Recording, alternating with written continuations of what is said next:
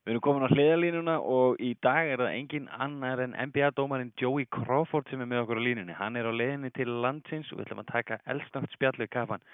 Mr. Crawford, are you there? I am here. So how are you? Thanks for having me. Yeah, thanks for accepting our call. So you're on your way to Iceland. I am. We're coming over. I'm coming over Wednesday. Very excited. Kristen and I are buddies from, we met last year and set this up, and I'm very, very excited to be coming to your great country and look at some basketball and try to teach some basketball. So I'm really looking forward to it. How did this come about? Did you just meet him randomly, or is this something the Icelandic Referee Association has been working hard towards to getting you over here? Well, Kristen got in touch with my boss, Donnie Vaden, and he was on vacation in the United States. He came to a game that I was officiating, and we sat down and we watched tape and we exchanged ideas, and it was fabulous. It was a great day. We had lunch, we spoke, and Kristen said, threw it out there and said, would you like to come to my country? And I said, of course I'd love to come to your country. And we set it up, and it's great. I love it. Anytime I get an opportunity to talk officiating, it's a good day for me.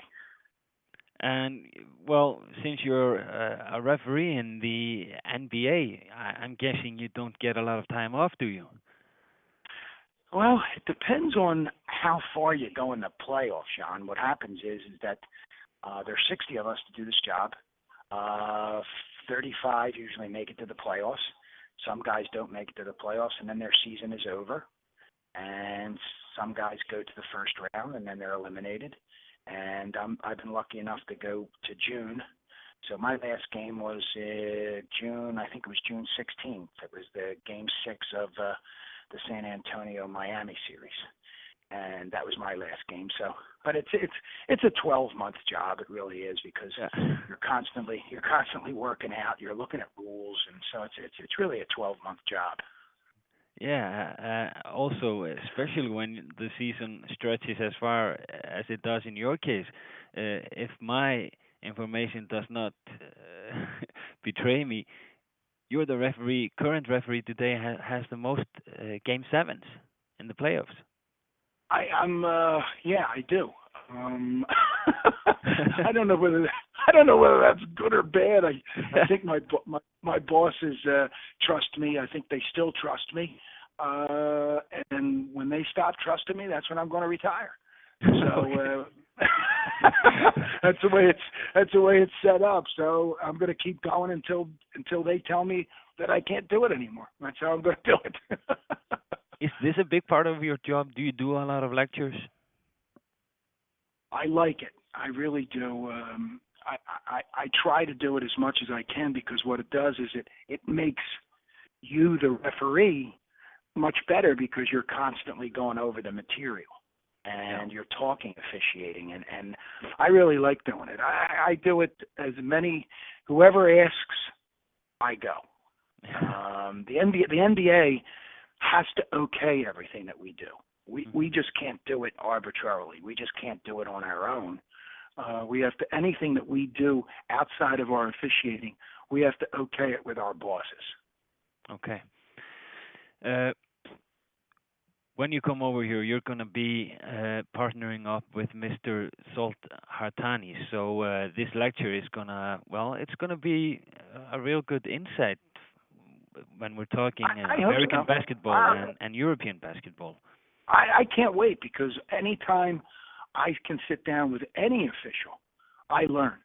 And I always keep my mind open. I love it. I love talking and exchanging ideas about officiating. It's what makes us better, and that's the key.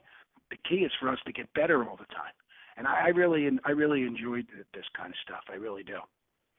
And also, I noticed at the end of the lecture, you and Mr. Hartani, you're going to be open for questions. I'm guessing you'll be getting a lot of questions because, the system in the NBA is different from, for example, European basketball. You have different rules, you have different playing time. So you're probably going to be talking a lot about that. And also, I'm guessing I love the obvious question you probably get from a lot of media personnel refereeing those big games with those big names. Yes. It's got to be a challenge. It is a challenge, but that's why you do it. Yeah. That's why you do it. That you want that big game, and there's nothing better. There's nothing better than walking into the locker room after the game like that, and nobody's mad at you. If nobody's Jan, if nobody's mad at you, you go around the locker room and you're high fiving and you're really, really, really happy. There's those kinds of games like that. I can't sleep almost for 48 hours. It's very, very difficult for me to get to sleep. But that's why you do this. That's why you do it, for those games and the challenge. That's got to mean you had a lot of sleepless nights over your life, because you've been refereeing. You've been refereeing since what, 77 at the top level? Yes, my first year was 1977. My first finals game was in 1986. So I've really been a one lucky guy. I've really, really been a lucky guy, and I've been blessed with good health. And it's just been a great run. It's been, it's one of those things where I love the NBA. I really do, and I love officiating in the NBA, and it's just been a great run. It's been a great run. Well, I don't want to ruin the questions people might be cooking up for you, but I have a couple of more. No, you go ahead. I'm thinking, well, you reached a certain age. You're over 60 now. Is there an age limit for referees in the NBA? There isn't. We have a stringent physical. Yeah. We have a stress test. We're weighed 3 times a year. And like I said, when you called, Jan, I'm in the gym. I'm in the gym 2 hours a day. I have a guy that trains me. You're constantly trying to stay one step ahead of it. And I mean, I don't want a referee hurt. When I'm hurt and I'm rehabbing to ref, then I'm done. I'm not going to do it, because then you're not doing the game a service. You're selfish, and you're just not. You can't do the job, because it's a difficult job. It really is a difficult job, and you have to stay ahead of it physically. And that's probably the biggest challenge now. The biggest challenge is getting and doing the workouts and getting the weight and staying prepared to stay at the top level. And that's what you're trying to do. That's why I'm in the gym every day. So that this kind of professional surroundings for the NBA referees, that might be something you're giving insight into. Also, yes. We've seen the agenda for the lecture. It's life in the NBA and coaching of referees, the interaction between referees, coaches, and players. So that's the backbone of the lecture. But I'm guessing they'll be grilling you a lot personally. I hope so. I enjoy it. I really do. I enjoy it. The guys that play in our game, the coaches that play in our game, they're at the top of their sport, and they're great people. Of course, you're going to have your problems. I'm not going to kid anybody. You have a problem here and there, but it's all because of competition. It doesn't have anything to do with personalities, and this guy hates this guy and that guy. It doesn't have anything to do with that. It has to do with competition. People are, when they compete, sometimes things get heated. And our people, they're top players in the world, top coaches in the world, and a lot of it is just, that's all it is. It's competition.